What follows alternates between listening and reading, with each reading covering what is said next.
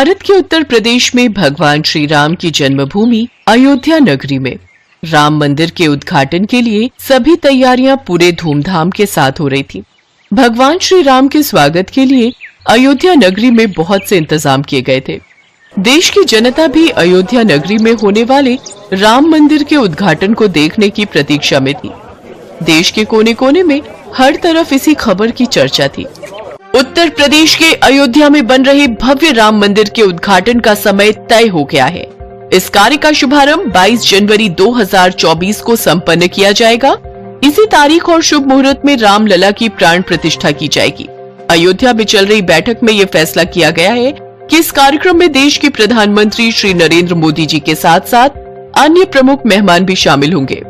दूर दूर से यात्री अयोध्या नगरी में राम मंदिर के दर्शनों के लिए उपस्थित होंगे। प्राण प्रतिष्ठा के लिए एक हफ्ते पहले से पूजा पाठ का कार्यक्रम शुरू किया जाएगा। जय श्री राम। सालों बाद ये कार्य संपन्न होने जा रहा है। सबके चेहरों पर कितनी खुशी है। अयोध्या के साथ साथ पूरा भारत देश रामलला के स्वागत में खुशियां मना रहा है।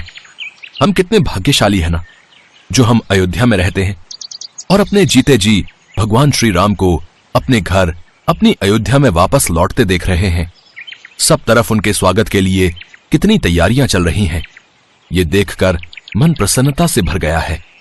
इस मंदिर को बनाने की कोशिश आखिर सफल रही और कल वो दिन आ ही जाएगा जब प्रभु श्री राम अपने घर लौटेंगे। अयोध्या में बन रहे राम मंदिर के उद्घाटन का दिन आ जाता है। प्राचीन नगरी अयोध्या में श्री राम के स्वागत के लिए भरपूर उत्साह दिखाई दे रहा था। नया राम मंदिर भक्ति और आस्था का एक शानदार प्रमाण भगवान राम के स्वागत के लिए तैयार था। इस ऐतिहासिक क्षण का गवाह बनने के लिए भारत और विदेश के कोने कोने से लोग एकत्रित हुए थे। माँ, बापू, क्या हम आज सचमुच भगवान राम को देखेंगे? हाँ मेरे बच्चे, अभी थोड़ी देर में भगवान श्री राम यहाँ आएंगे और हम सब उनके दर्शन करेंगे। चलो जल्दी से मेरे बच्चे, हाथ जोड़कर खड़े हो जाओ और भगवान श्री राम के नाम का जयकारा लगाओ। प्रभु श्री राम आने वाले हैं। जय श्री राम, जय श्री राम, जय श्री राम, जय जय श्री राम। आइए अब हम सब मिलकर पूजा शुरू करें और भगवान श्री राम को उनके निवास पर आमंत्रित करें। भगवान श्री राम के मंदिर में पूजा का आयोजन प्रारंभ हो चुका था। राजू भी अपने माता पिता के साथ जय श्री राम के नाम का जयकारा लगा रहा था। पूरी अयोध्या नगरी जय श्री राम के नारे से गूंज रही थी। जैसे ही सूरज डूबता है, मंदिर हजारों दियों से जगमगा उठता है। अचानक हल्की हवा चलने लगती है और एक चमकदार रोशनी के बीच से एक आकृति प्रकट होती है। सब लोग हाथ जोड़े खड़े थे। भगवान श्री राम सबके बीच प्रकट होते हैं। मेरे बच्चों, मैं आप सबकी भक्ति से अति प्रसन्न हूँ। आपकी भक्ति मुझे यहाँ ले आई है। ये मंदिर सिर्फ पत्थर की संरचना नहीं है, बल्कि मेरे भक्तों के अटूट विश्वास का प्रतीक है, जिसने एक बार फिर से मेरी जन्मभूमि अयोध्या नगरी को जीवित कर दिया है। हम आपकी उपस्थिति को देखकर धन्य हैं भगवान राम। आपकी जय हो। आपके दर्शनों से ये अयोध्या नगरी और राम मंदिर फिर से जगमगा उठा है। माँ, राम जी आ गए। माँ, वो देखो, राम जी आ गए। हाँ मेरे बच्चे, हमारे प्रभु श्री राम आ गए। हमारे राम आ गए। कितना अद्भुत नजारा था। दीपमालाओं से अयोध्या नगरी जगमगा रही थी। सभी भक्त जय श्री राम के नाम का उच्चारण कर रहे थे। भगवान श्री राम पर फूलों की वर्षा होने लगती है। भक्तों को दर्शन देकर प्रभु श्री राम अंतर ध्यान हो जाते हैं। खुशियों के साथ अयोध्या नगरी में प्रभु श्री राम के आशीर्वाद के साथ राम मंदिर का उद्घाटन धूमधाम से संपूर्ण होता है। एक बार की बात है, भगवान राम और देवी सीता बैकुंठ धाम में अपने राजमहल में बैठे वार्तालाप कर रहे थे। हनुमान जी भी वहीं बैठे थे। वार्तालाप के बीच में माँ सीता भगवान राम से बोली, प्रभु, बहुत समय से धरती का चित्रण नहीं देखा। पृथ्वीवासी सब प्रकार से कुशल मंगल तो है ना? मैं सोच रही थी एक बार धरती का चित्रण मेरे समक्ष अंकित कर देते तो मैं धरती वासियों का हालचाल जान लेती। देवी सीता, आपको चिंतित होने की आवश्यकता नहीं है। मैं अभी आपको धरती का चित्र दिखाता हूँ। भगवान राम ने हवा में हाथ उठाया और धरती का चित्रण उनके समक्ष आ गया। धरती पर मनुष्य, जीव जंतु सब दिखाई देने लगे। उन्हीं के बीच हनुमान जी की नजर राम मंदिर में बैठे एक पंडित पर गई। राम सिया राम जय जय राम। राम सिया राम जय जय राम। हे प्रभु, हनुमान जयंती उत्सव आने वाला है। इस बार भक्तों का चढ़ावा आ जाए तो मुखिया जी मुझे अच्छे पैसे दे देंगे, वरना भक्तों का चढ़ावा कम आता है तो मुखिया जी भी पैसे देने में बहाना करते हैं।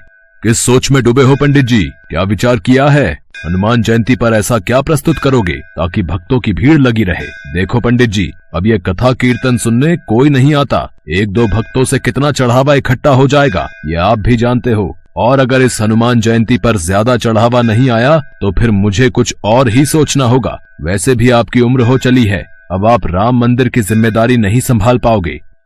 मुखिया जी, ऐसा न कहिए। गांव में राम मंदिर की पूजा करते हुए मुझे कई वर्ष बीत गए हैं और इसी मंदिर के कार्यभार के सहारे मेरा परिवार चलता है। लक्ष्मी बिटिया की शादी की बात पक्की कर दी है। अचानक ये मंदिर का कार्य छूट गया तो लक्ष्मी की शादी कैसे कर पाऊंगा? ठीक है, फिर हनुमान जयंती उत्सव आने तक ऐसी रौनक लगाना कि भक्तों की भीड़ दिन रात राम मंदिर में आती रहे। मंदिर में हनुमान जी की सोने की मूर्ति लगवानी है। इसके अलावा जितना चढ़ावा आएगा कार्य उतनी जल्दी संपन्न होगा। हे बजरंगबली, अब मैं क्या करूं कि राम मंदिर में भक्तों की भारी भीड़ उमड़ पड़े। हनुमान जयंती को तो अब आप ही कुछ कीजिए, मेरी सहायता कीजिए बजरंगबली। प्रभु, मुझे लगता है पुत्र हनुमान को सहायता के लिए जाना चाहिए। सीते, हम भी हनुमान को यही कहने वाले थे। पवन पुत्र, तुम इसी समय धरती लोक पर जाओ और पंडित जी की सहायता करो। उन्होंने तुम्हें सच्चे हृदय से पुकारा है। ठीक है प्रभु, मैं इसी समय धरती लोक पर पहुंच जाता हूँ।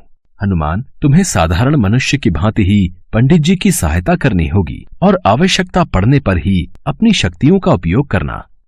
श्री राम और माता सीता की आज्ञा पाकर हनुमान जी मनुष्य रूप में धरती लोक में पंडित जी के पास पहुंचे। जय श्री राम पंडित जी, मैं बड़ी दूर से आया हूँ। क्या कोई काम मिलेगा? आपकी अति कृपा होगी। काम? इस मंदिर में तुम्हें काम तो दे दूं, पर मेरे पास इतनी धनराशि नहीं कि तुम्हें तनख्वाह दे सकूं। पंडित जी, काम के बदले में आप मुझे रोजाना मंदिर के चढ़ावे के फल खाने को दे दिया करना। मेरे लिए वही काफी है। इसे काम पर रख लेता हूँ। मंदिर के कार्य में मेरी सहायता करेगा तो मुझे भी सहारा मिलेगा। अब ठीक है, तुम आज से ही मंदिर की साफ सफाई और पूजा की व्यवस्था का कार्य कर दिया करना। हनुमान जी मंदिर का सारा कार्यभार संभालने लगे। पंडित जी बदले में हनुमान जी को भगवान राम के प्रसाद में चढ़े फल खाने को दे दिया करते। हनुमान जी के आ जाने से पंडित जी को भी सहारा हो गया था। एक सुबह जब पंडित जी कथा कर रहे थे, हनुमान जी अपने असली रूप में आ जाते हैं और मंदिर में भजन गाते हुए नृत्य करने लगते हैं। आते जाते भक्तों की भीड़ लगनी शुरू हो जाती है। भक्त मंदिर में चढ़ावा चढ़ाकर और आशीर्वाद लेकर हनुमान जी के भजन और कीर्तन नृत्य का आनंद ले रहे थे। ये सदानंद बजरंगबली की वेशभूषा पहनकर कितनी सुंदर झांकी प्रस्तुत कर रहा है। भक्त भी सदानंद को हनुमान जी के रूप में देखकर खुश हो रहे हैं। अब तो हनुमान जी पंडित जी के साथ मंदिर में अपने असली रूप में भजन कीर्तन करते और भक्त झांकी को देखकर खूब आनंद लेते। धीरे धीरे मंदिर में भक्तों की भीड़ लगने लगी और हनुमान जयंती उत्सव आते तक मंदिर में बहुत मात्रा में चढ़ावा आ गया। अरे वाह पंडित जी, इस बार तो कमाल हो गया। इस बार तो मंदिर में अच्छा चढ़ावा चढ़ा है। अब मंदिर की मूर्ति की स्थापना भी हो जाएगी। मुखिया जी, ये सब कार्य सदानंद के कारण परिपूर्ण हुआ। सदानंद ने हनुमान जी की वेशभूषा पहनकर मंदिर में बहुत ही सुंदर नृत्य और भजनों से भक्तों के बीच रौनक लगाई। फिर तो बहुत अच्छी बात है सदानंद। इस हनुमान जयंती पर महाकीर्तन में ऐसी ही वेशभूषा में कार्यक्रम प्रस्तुत करना। हनुमान जयंती उत्सव का दिन आ गया। हनुमान जी खूब नृत्य कर रहे थे। तभी आओ वीर सिंह, सुमित्रा, अच्छा हुआ आज तुमने वीर सिंह को भी उत्सव का न्योता दे दिया। पंडित जी, ये मेरा साला है। हनुमान जी की सोने की मूर्ति स्थापना में आज इसके भी शुभ हाथ लग जाएंगे। जीजा जी, हनुमान मूर्ति तो काफी भारी बनवाई है, बड़ी महंगी रही होगी। साले साहब, ये मूर्ति मंदिर के चढ़ावे में आए पैसों से बनी है। ये मंदिर की अमानत है। काफी पहुंचे हुए सुनार ने बनाई है। आओ स्थापना करते हैं। राम मंदिर में हनुमान जी की सोने की मूर्ति स्थापित हो जाती है और खूब धूमधाम से हनुमान जयंती का उत्सव होता है। पर अगले दिन हे राम, हनुमान जी की मूर्ति कहाँ गई? मंदिर से मूर्ति चोरी हो गई। जीजा जी, हो ना हो, यह हनुमान जी की सोने की मूर्ति पंडित जी ने ही चुराई है और उनकी बेटी का ब्याह है और उन्हें पैसों की जरूरत है। तुम ठीक कह रहे हो वीर सिंह। पंडित जी को जब पुलिस पकड़ कर ले जाएगी तभी वो सच बोलेंगे। ऐसे उनके मुंह से सच नहीं निकलेगा। पुलिस को बुलाओ, पंडित को गिरफ्तार करेगी। इंस्पेक्टर साहब, असली चोर पंडित जी नहीं, मैंने ही मंदिर से मूर्ति चोरी की है। आप मुझे गिरफ्तार कीजिए, पंडित जी को नहीं। अरे सदानंद, तू ये क्या कह रहा है? तू ये सब क्यों कह रहा है?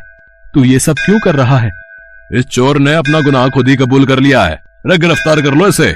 इसे कड़ी से कड़ी सजा देना इंस्पेक्टर साहब। इसने चोरी की है, वो भी हनुमान की मूर्ति की। अच्छा हुआ चोरी का इल्जाम उस सदानंद पर आ गया। अब मैं इस मूर्ति को बेचकर ढेरों पैसा कमाऊंगा। अरे कौन है? कौन है? अरे ये कौन मुझे थप्पड़ मार रहा है? कोई सामने क्यों नहीं आता? मैं सदानंद के रूप में हनुमान हूँ जिसे तूने गिरफ्तार करवाया। पुलिस के सामने तुझे सच बोलना होगा कि असली गुनाहगार तू है। तूने मूर्ति चुराई है और तू उसे बेचने वाला है। मत मारो, मत मारो, मैं पुलिस को सब सच बता दूंगा। मेरे मन में लालच आ गया था, मुझे छोड़ दो। वीर सिंह भागता हुआ पुलिस थाने पहुंचता है। इंस्पेक्टर साहब, मुझे बचाओ। सदानंद मतलब हनुमान जी मुझे पीट रहे हैं। मैं अपना गुनाह कबूल करता हूँ। मैंने ही हनुमान जी की मूर्ति चुराई है। वो तो बात सही है, पर तेरा दिमाग खराब हो गया है के? हैं? सदानंद तो सामने देख, जेल में बैठा है। वो तेरे पास कैसे आ सकता है? नहीं इंस्पेक्टर साहब, वो मेरे पीछे ही खड़ा है। वो मुझे पीट रहा है। मुझे जल्दी से जेल में बंद कर दो। मैंने अपना गुनाह कबूल कर लिया है। इतनी देर में पंडित जी और मुखिया भी गांव के सभी लोगों के साथ पुलिस स्टेशन पहुंचते हैं। इंस्पेक्टर साहब, सदानंद ने कोई चोरी नहीं की, इसे छोड़ दीजिए। वीर सिंह अपना गुनाह कबूल कर लेता है। सदानंद यानी हनुमान जी को पुलिस छोड़ देती है। तभी वहाँ भगवान राम और माता सीता प्रकट होते हैं। हनुमान, अब तुम अपने असली रूप में आओ और अपने भक्तों को दर्शन दो। जो आज्ञा प्रभु। जय श्री राम। सदानंद, साक्षात हनुमान। हे बजरंगबली, आप मेरे साथ इतने दिन तक रहे और मैं आपको पहचान नहीं सका। आपने मेरी इतनी सहायता की। पंडित जी, जहाँ भगवान राम की कथा होती है वहाँ हनुमान जरूर होते हैं। आपने मुझे सच्चे हृदय से याद किया था तो भला मैं कैसे न आता। देखना, अब आपके जीवन के सारे दुख दूर हो जाएंगे। पंडित जी की आंखों में आंसू आ जाते हैं। पंडित जी और मुखिया जी समेत सभी गांव वाले हनुमान जी को सिर झुकाकर प्रणाम करते हैं। उस दिन के बाद मुखिया पंडित जी को कभी भी मंदिर से जाने के लिए नहीं कहता। हनुमान जी की कृपा से पंडित जी के जीवन में खुशियां आ जाती हैं और वो अपनी बेटी लक्ष्मी की शादी धूमधाम से कर देते हैं।